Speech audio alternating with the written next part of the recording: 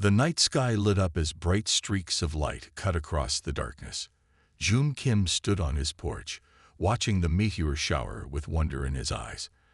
As an astrophysicist, he knew exactly what caused these falling stars, but that didn't make them any less beautiful. June lived alone in a small house far from the city. He liked the quiet. It helped him think about the stars and his work. Tonight was special.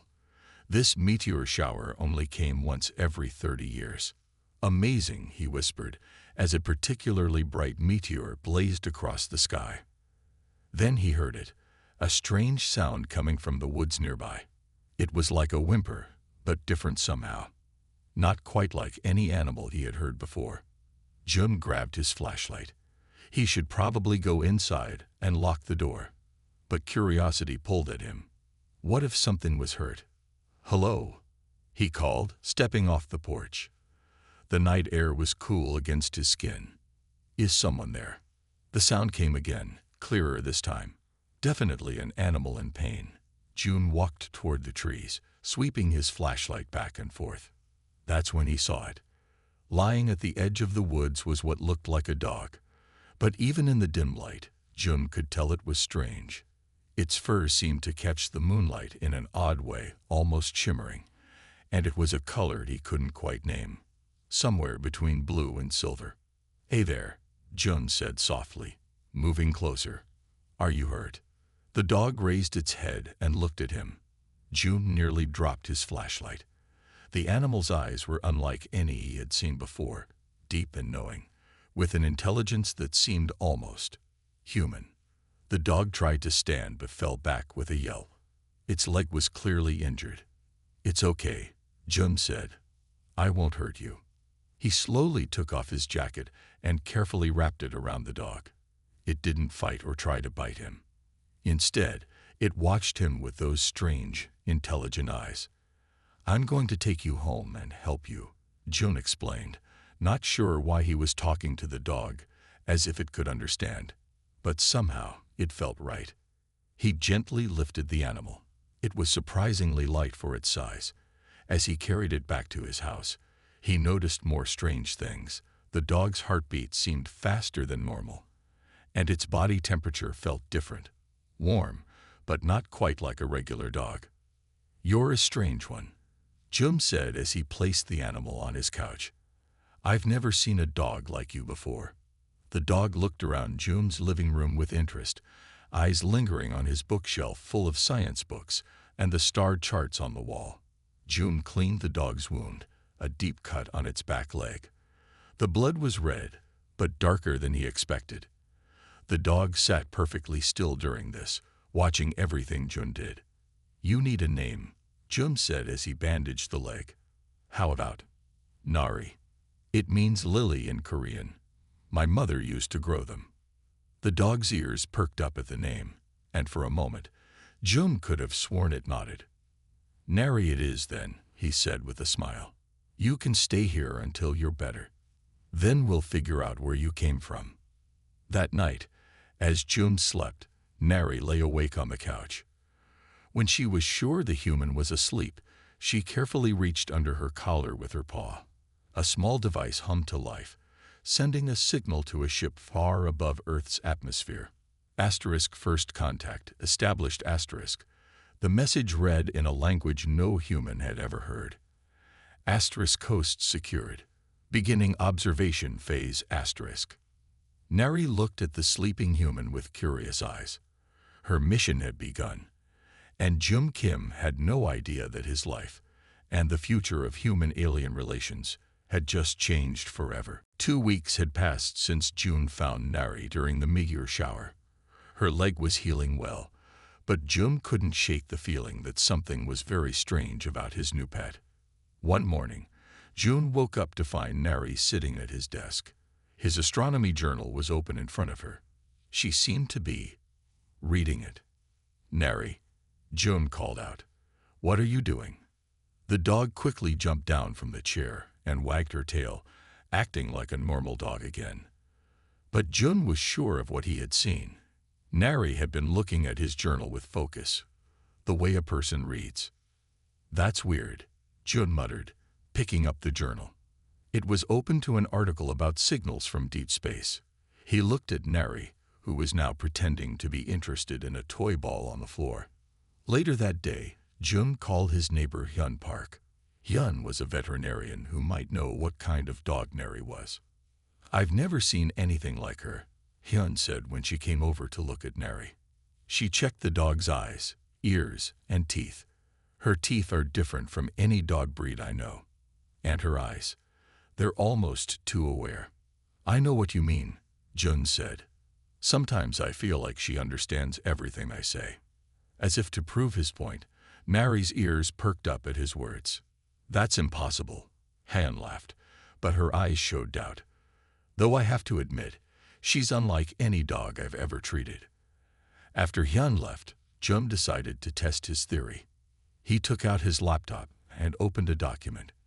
Then he typed, "I know you can understand this. Who are you?" He turned the screen toward Neri and waited. The dog looked at the screen, then at Jun. For a long moment, nothing happened. Jun felt silly. Of course dogs couldn't read. What was he thinking? But then Neri did something that made Jun's heart skip a beat. She looked back at the screen and placed her paw on the keyboard. Slowly and carefully, she typed, "HFY end." Jun jumped back, nearly falling off his chair. That's not possible." Neri tilted her head as if to say, "Yet here we are." Jun ran his hands through his hair, trying to make sense of what he had just seen. A dog that could read and type. It had to be some kind of trick. Over the next few days, Jun noticed more strange things. Neri seemed to know how to turn on the TV when he wasn't around. Once, he found her watching a documentary about human history. Another time, he caught her studying a map of the solar system he had on his wall. At night, when Jun pretended to be asleep, he saw Neri go to the window and look up at the stars. Sometimes, she would make soft sounds that didn't sound like any dog noises he had ever heard. They were more like words in a strange language. One night, Jun followed Neri outside. She went to the edge of the woods where he had found her. There in the moonlight, she took something from under her collar, a small device that glowed with a blue light. Jun watched, amazed, as the device projected what looked like star maps into the air. "What are you?" Jun whispered to himself. Neri's ears twitched. She turned around slowly, the device still glowing in front of her. Their eyes met across the yard. Jun knew he had been seen. Neri didn't run or hide the device. Instead, she seemed to make a decision. She picked up the small glowing object in her mouth and walked toward Jun. The truth was coming, and nothing in Jun's life, as a scientist, had prepared him for what he was about to learn. Jun stood frozen as Neri walked toward him, with the glowing device in her mouth. His mind raced with questions. Was this some kind of joke? A dream? Or was the impossible actually happening? "Neri," he said softly, "what are you?" The dog placed the small device on the ground between them. Then she sat down and looked Jun directly in the eyes. Her collar began to glow with a soft blue light. And then Neri spoke. "Hello, Jun Kim," she said in perfect Korean. Her voice was gentle but clearly not human. It had a musical quality to it. "I think it is time we talked properly." Jun fell backward onto the grass. His heart pounded in his chest. You can talk." "Yes," Neri said. "This translation device in my collar helps me speak your language. I've been learning it for some time now." Jun looked at the dog. No, not a dog, sitting calmly before him. The moonlight made her unusual fur shimmered even more. "What are you?" he asked again. "I am what you might call an alien," Neri explained. "My people are called the Woofarians. We come from a planet very far from here."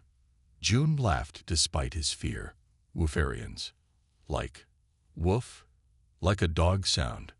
Neri made a noise that sounded like laughter. "That is your word, not ours. In our language, we are called something else. But yes, we look similar to your Earth dogs. It made it easy for me to blend in here." "But why?" June asked. Why are you here? Why my house? Neri's eyes seemed to soften. You were kind to me when I was hurt. That told me a lot about you. About humans. And now I have something important to tell you. She paused. You should prepare, human. We're having puppies. June's eyes widened. You're pregnant. Neri made that laughing sound again. No, that's not what I mean. Puppies is our term for young explorers. More of my kind are coming to Earth. Many more. An invasion. June felt a chill run down his spine. Not at all, Neri said quickly. A cultural exchange.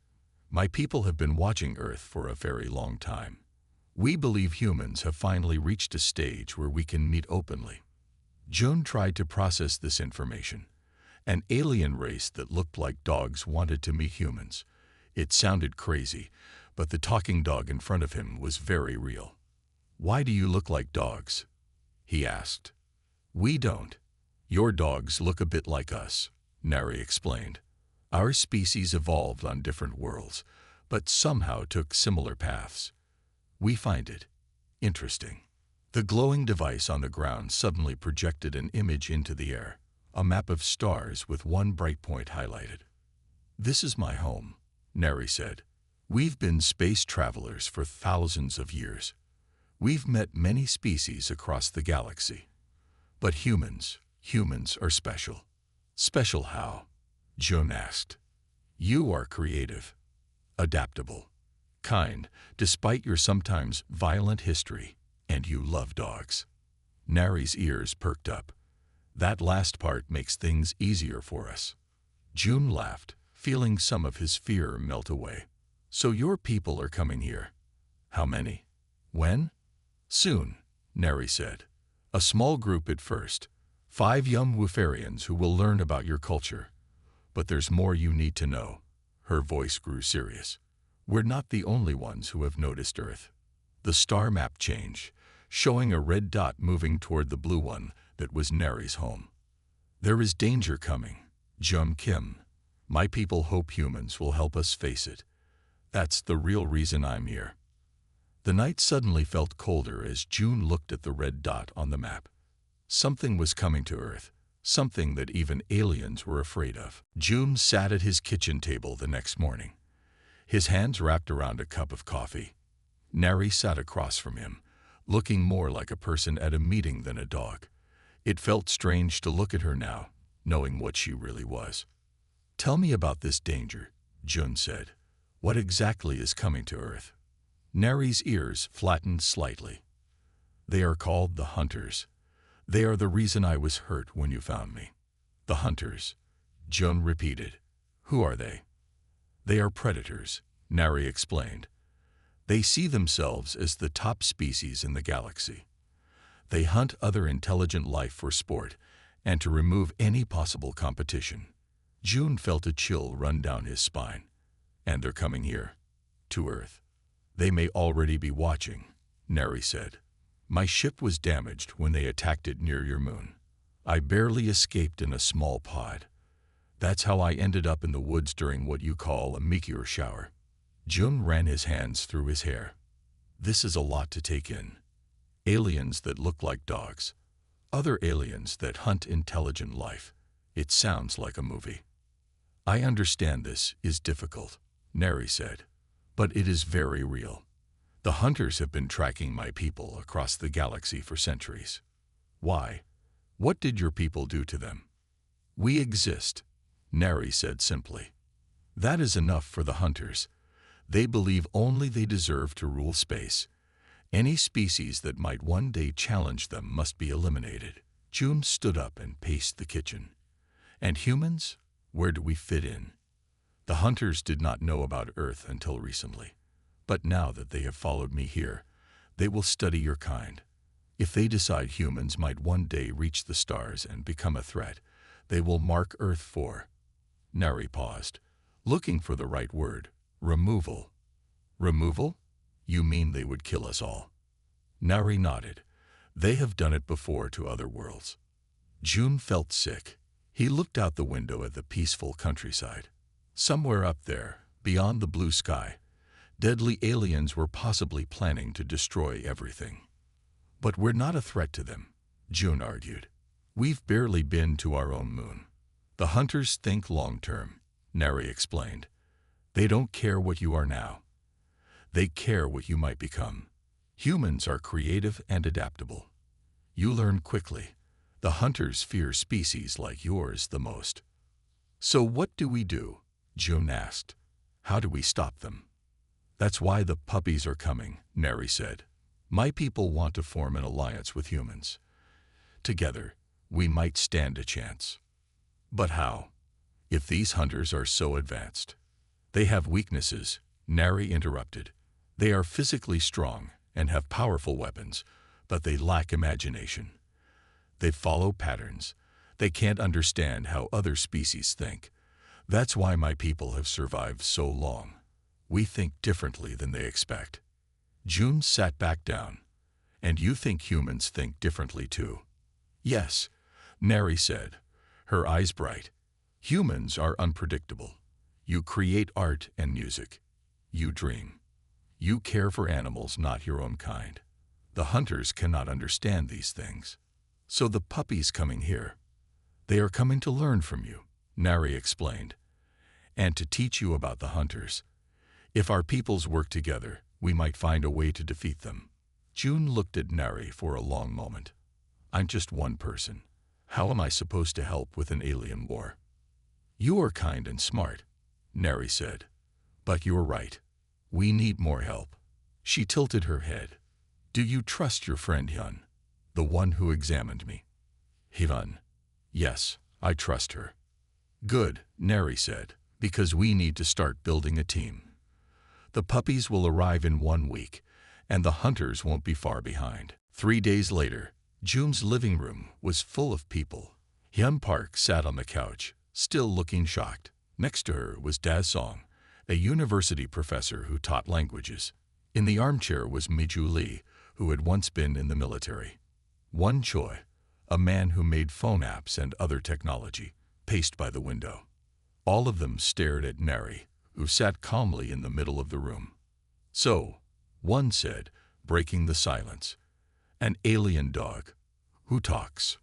I understand your doubt, Neri said through her translation collar. But as you can see, I am very real. Hyun shook her head. When June first told me, I thought he had gone crazy. But this changes everything we know about life in space. Why these people? Miju asked, looking at June. Why tell us and not the government? June ran a hand through his hair. Would the government believe us? Or would they take Nari away to study her? We need to handle this carefully. June is right, Neri said. My people have watched Earth for a long time. Your governments often react with fear to things they don't understand. So what's the plan? Dai asked. You said more of your kind are coming. And these hunters too. Nari nodded. The young explorers, the puppies, will arrive in 4 days. They will land in the woods where June found me. We need to help them hide among humans. And the hunters? Miju's voice was serious. She had fought in wars before. She knew what danger looked like. They are already watching, Neri said. My ship has detected their scout vessel in orbit around your planet. They are studying Earth, trying to decide if humans are a threat. One stopped pacing. So we're being judged by aliens? Great, just great. We need to be ready, Jun said. Each of you has skills we need. Hyun knows about animals and can help the Woofarians blend in. Dae understands languages and communication. Maiju knows about fighting and planning. And One, you can help with technology. Together, Nari added, you will be Earth's first contact team. The fate of both our peoples may depend on what we do in the coming days. Miju stood up. We need a secure place to meet. My family has a farm outside the city. No one goes there anymore since my parents died.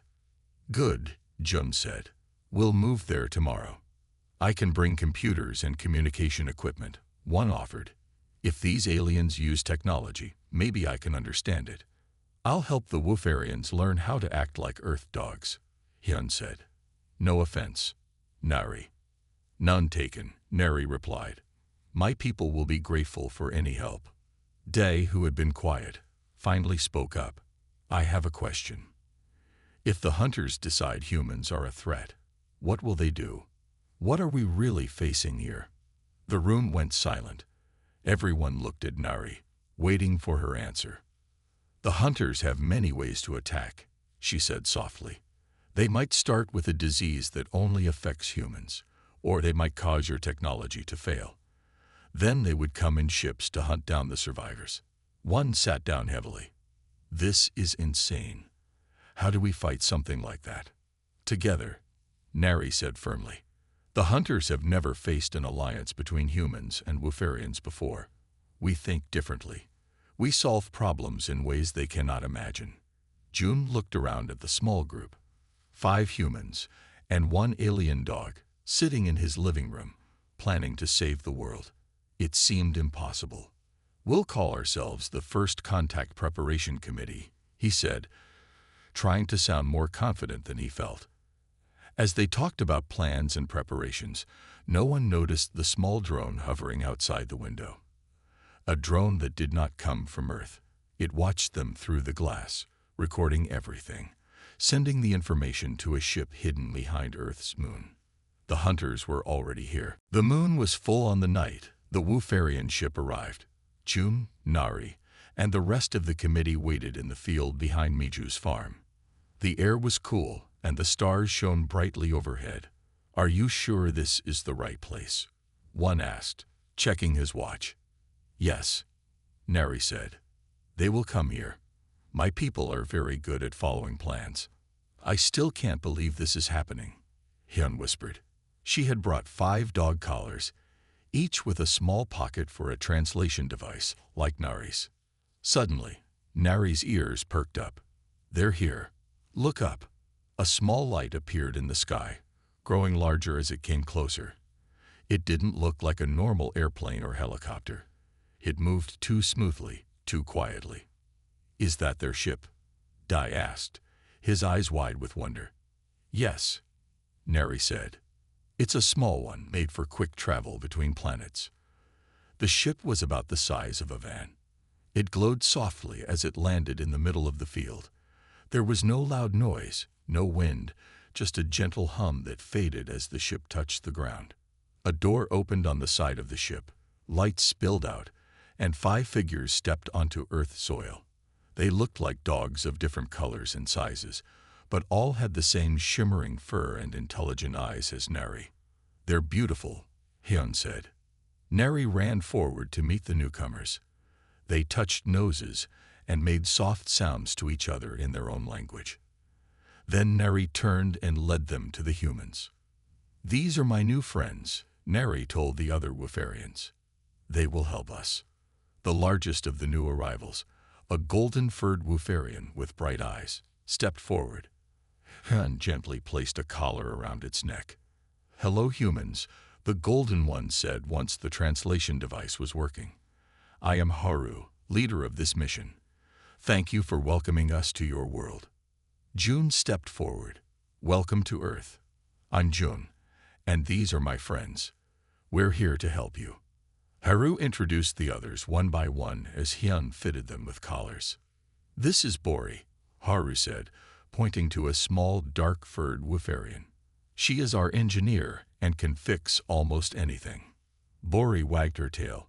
Your technology is interesting, different from ours, but clever. Next was Tori, who had spotted fur and gentle eyes. Tori studies living things, Haru explained. Plants, animals, and now humans. Maru was larger, with strong legs and alert eyes. Maru is our protection, Haru said. He knows how to fight if needed. Last was Dari, with silver-white fur that caught the moonlight. Dari learns about other cultures, Haru said. She will study how humans live. We have much to learn from each other, Jun said. But we don't have much time. The hunters. Yes, we know they're watching. Haru interrupted.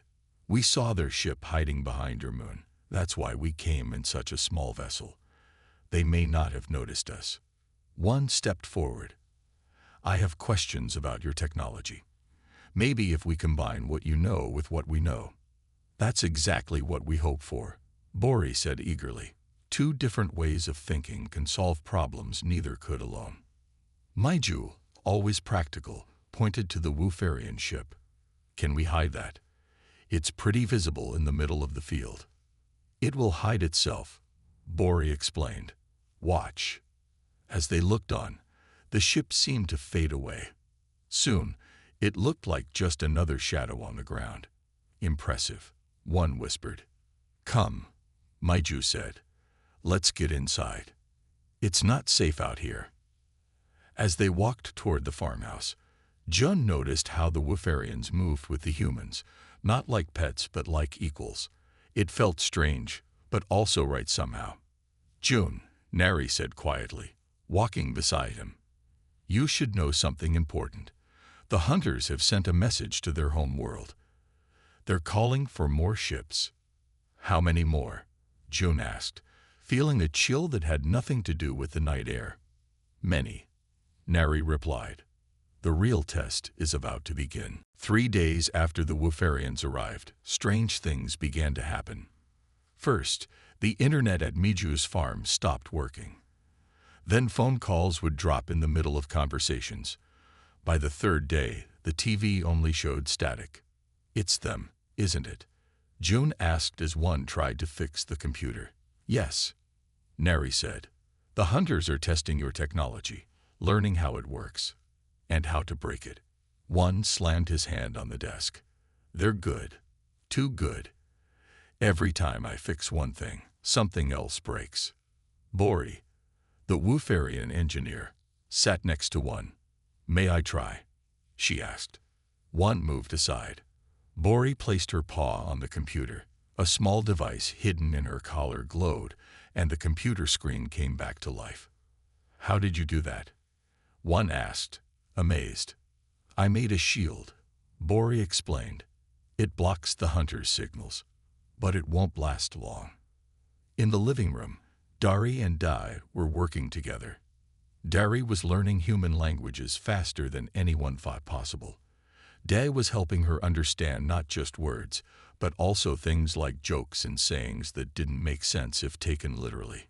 Humans say many strange things, Dari said. It's raining cats and dogs doesn't mean animals fall from the sky. Dai laughed. Language is more than just words. It's culture too. Outside, Maru and Mijo were planning defenses. They walked around the farm, looking for weak spots where someone, or something, could get in. The hunters are strong, Maru said. Much stronger than humans or Woofarians. Strong isn't everything, Maiju replied. Smart beats strong. And together, we're very smart. In the kitchen, Hyun and Tori studied maps of the area. Tori was interested in Earth's plants and animals. Your world has so much life, Tori said. So many different kinds. More than most planets. Is that why the hunters want to destroy us? Hyun asked. Partly, Tori said. They don't like variety. They think only one species should rule theirs. Jun and Haru sat on the porch, watching the sky. It was a clear day, but to Jun, it felt like a storm was coming. What do the hunters look like? Jun asked. Tall, Haru said, with hard skin like armor. 4 arms, eyes that see heat instead of light. They evolved to be perfect hunters. But they're not perfect, Jun said. Nari said they lack imagination. Yes, Haru nodded. They follow patterns. They don't create or dream like humans do. They don't care for other species like Woofarians do. Suddenly, every screen in the house turned on at once. The TV, computer, phones, everything. They all showed the same thing, a symbol that looked like a claw mark. Nari rushed onto the porch. It's happening. The hunters are making their move. Everyone gathered in the living room, staring at the screens. What does this mean? Dai asked. It's a hunter's mark, Haru explained. They put it on planets they plan to hunt. They're telling us they've made their decision. About Earth? June asked, though he already knew the answer. Yes, Neri said. They've decided humans are a threat, or will be someday. One's phone beeped. Look at this, he said. It's happening everywhere. All over the world, screens are showing this symbol. People are freaking out. The governments will respond, Maiju said. They'll think it's a hack or a terrorist attack. It's worse, Bori said. Her eyes were wide with fear. I've detected something entering Earth's systems, something that's changing code, taking control. The first attack, Maru growled. They always start by breaking communication. Then they turn technology against its makers. June felt his heart race. What can we do? Haru looked at each of them, humans and Wufarians together. We fight, but not like they expect. The hunters think in straight lines. Attack, defend, attack again. We need to think in circles and spirals. We need to surprise them. Tori, who had been quiet, suddenly spoke up. I found something in your Earth history. Humans have a way of fighting called guerrilla warfare. Fighting not by being stronger, but by being smarter and knowing the land better. Miju nodded. She's right. We can't win a direct fight. But maybe we don't have to. What do you mean? June asked. We need to capture one, Maiju said. A hunter. Learn about them directly. Find their weakness. Everyone went quiet. Capture an alien hunter. It seemed impossible. But maybe impossible was exactly what they needed to be. 2 days later, the world was in chaos. The hunter's mark appeared everywhere. Power went out in major cities. Planes couldn't fly. Cars stopped working. People were scared. In the basement of Miju's farmhouse, the first contact preparation committee was building something. One and Bori worked side by side, connecting wires and small pieces of technology. Some parts came from Earth devices. Others came from the Wufarian ship. Will it work? June asked, watching them. Maybe, one said, wiping sweat from his forehead. It's like nothing I've ever built before. It's a trap, Bori explained. It will send out a signal that will interest the hunters. When they come to look, we'll be ready. Upstairs, Miju and Maru were teaching the others how to fight. Not with guns or normal weapons, but with tricks and traps. The hunters are stronger, Maru said. Faster too, but they expect us to fight in certain ways. We won't do what they expect. Hyun was filling small darts with the liquid Tori had made. Will this really work on them? She asked. Tori nodded. Yes, the hunters breathe like you do. This will make them sleep for a short time. Not long, but enough. Day and Derry were listening to radio messages from around the world. People everywhere were talking about the strange things happening. The governments are blaming each other, Daz said. They think it's some kind of attack by another country. They don't understand yet, Derry said sadly. The real enemy isn't human. Suddenly, Bori's ears perked up. They're here. A hunter ship just entered Earth's airspace. It's small, probably just a few of them coming to look around. Where will they land? June asked. One looked at his computer, based on their path. About 10 miles from here, in the forest by the old lake. That's close, Maiju said. Too close to be a coincidence. They're looking for the Wufarian ship, Haru said. They can sense its energy. Then we need to move now, Jun said. Get the trap ready. This might be our only chance. As night fell, the team moved through the dark forest. Bori carried the device they had built. It looked like a small silver box with lights on it. She placed it in a clearing and turned it on. It made a soft humming sound. Now we hide, Maiju whispered. And wait. They spread out around the clearing, hiding behind trees and bushes. The humans had dark clothes and faces painted black to blend into the night. The Wufarians' fur naturally helped them hide in shadows. Hours passed. The forest was quiet except for normal night sounds. Owls, insects, the wind in the trees. Then the air changed. It felt heavy, like before a storm. A soft light appeared above the trees, growing brighter. A ship, smaller than the Wooferian one but still clearly not from Earth, lowered itself into the clearing. A door opened. A tall figure stepped out. June had to stop himself from gasping. The hunter was just as Haru had described, tall, with skin like armor, 4 arms, and eyes that glowed slightly in the dark. It moved with scary grace, like a perfect predator. The hunter saw the trap device and moved toward it. It seemed curious, touching the box with one of its lower arms. Miju gave the signal. Hyun fired the first dart. It hit the hunter in the neck, right where Tori had said their skin was thinnest. The hunter spun around, pulling out the dart. It made an angry sound, like metal grinding. More darts flew from different directions. The hunter tried to run back to its ship, but its movements became slow. It fell to its knees, then onto its side. Now, June called. They rushed from their hiding places. Maru and Miju reached the hunter first, quickly binding its 4 arms with strong ropes. One ran to the ship and placed another device on its door. To keep it locked, he explained, at least for a while. The sleeping hunter was heavy. It took all of them together to carry it back to the farm. By the time they got there, it was almost morning. "We did it," Jun said, hardly believing it.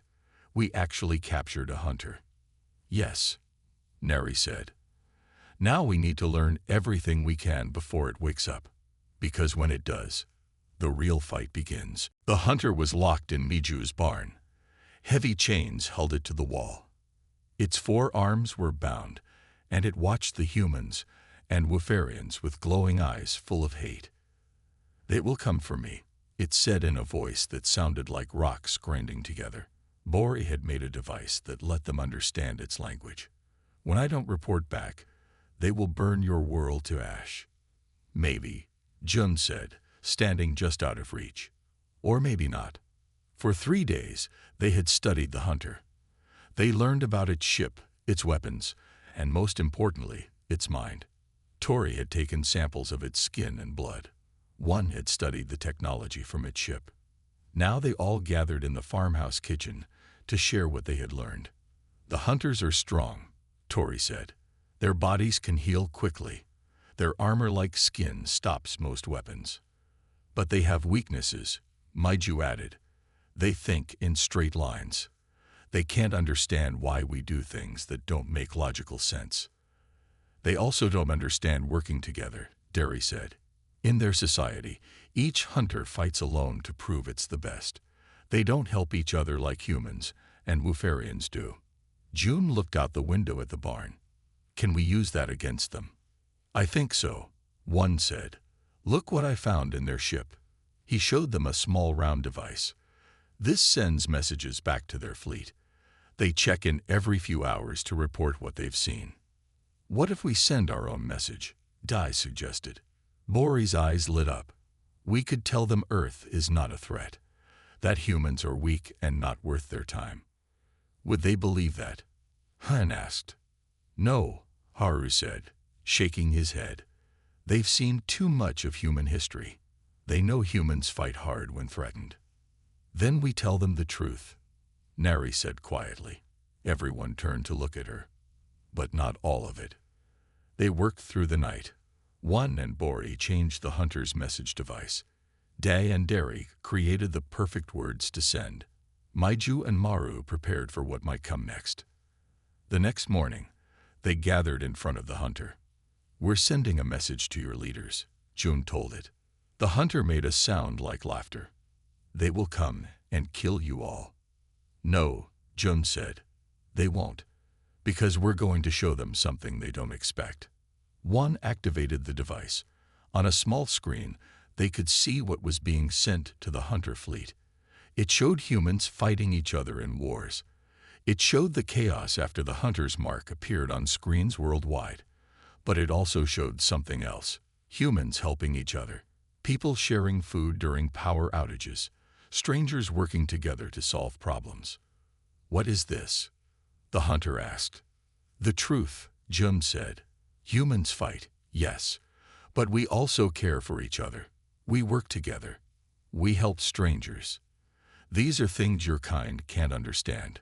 The device also showed the Woofarians and humans working as a team. It showed how they had captured the hunter not through strength, but through clever planning and cooperation. Your leaders need to know, Haru said to the hunter. Earth is not like other worlds you've destroyed. If you attack us, we will not fight like others have fought. We will not do what you expect. Days passed. They waited for the hunter fleet to respond. The world slowly returned to normal as the effects of the first attack faded. Then, one night, they saw it, a bright light in the sky, moving away from Earth. They're leaving, Nari said, watching the sky. The hunter fleet is retreating. Why? Hyun asked. Why would they give up so easily?